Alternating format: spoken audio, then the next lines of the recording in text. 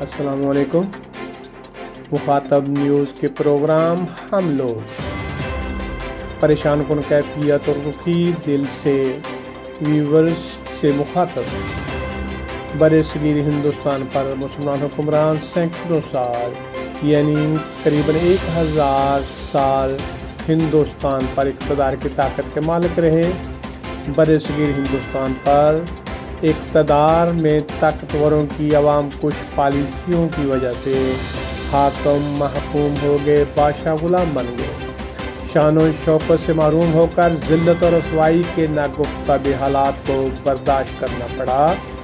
ایسے حالات میں بے گناہ، کمزور، ستم رسیدہ اور ظلم سے متاثرہ مسلمانوں کی آہو بکا دعاؤں اور التجاؤں سے اللہ تعالیٰ ذوالجلال والاکرام کو ترس آیا اور اپنے رحم و کرم سے قوم کو مخلص اور بے لوث قیادت عطا فرمائی۔ حضرت قائد اعظم رحمۃ اللہ علیہ کی قیادت میں پاکستانی قوم کو پاکستان ایک عظیم نعمت عطا فرمائی گئی۔ پاکستان کی عمر 75 سال سے زائد ہو چکی، ہر آنے والی قیادت یعنی ہر دور کے صاحب اقتدار اور اختیار بار بار تجربات میں الجھے ہوئے ہیں۔ پیارے وطن پاکستان کی مذہبی، سیاسی، سماجی اور صحابہ نے اقتدار اور اختیار پاکستانی عوام کو ایک مہذب ذمہ دار قوم بنانے میں بری طرح ناکام ہے۔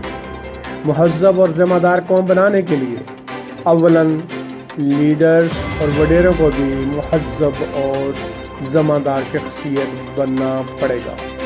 مذہبی، سیاسی، سماجی اور سرکاری وڈیروں کے لیے لمحہ فکریہ ہے کہ گزشتہ 75 سال سے پاکستان میں گروہی قوتیں زیادہ سے زیادہ طاقتور ہو رہی ہیں۔ محلہ، گاؤں، شہر اوپر تک طاقتوروں کا رجحان خطرناک ہے۔ اب مناسب حل ضروری ہو گیا ہے۔ ہندوستان پر مسلمانوں کی حکمرانی اور ناکامی بغور جائزہ لیا جائے تو ایک وجہ حکمرانوں کی عیاشیاں اور خوشحالیاں، دوسری جانب عوام کے حقوق کی پامالی۔ اس طرح حکمرانوں اور عوام میں نفرت نے جنم لیا۔ قدرت نے انتقام کا فیصلہ کر لیا ہو تو زوال مقدر بن جاتا ہے۔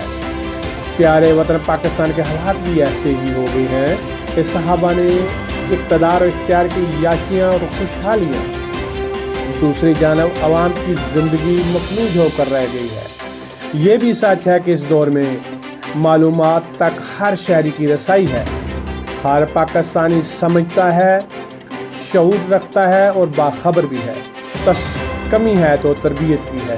اس دور کے وڈیرے بے جا طاقت اور شرمناک رویے کی بجائے مجرموں کو بھی قانون کے مطابق سزا کے ساتھ ساتھ اخلاقی اور مذہبی تربیت کو اہمیت دے۔